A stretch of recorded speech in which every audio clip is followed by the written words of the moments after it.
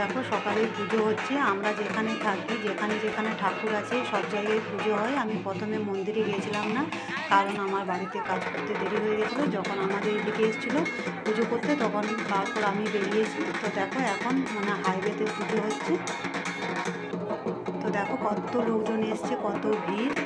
এদিকে দেখো সবাই গাড়িগুলোকে দাঁড় করাচ্ছে।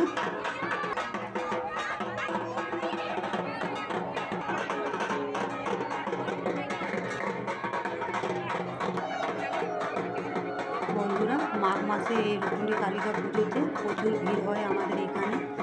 সবাইদের বাড়িতে আত্মীয় স্বজন আসে। তো এই দেখো বন্ধুরা, গাড়িগুলোকে দাঁড় করানো হয়েছে।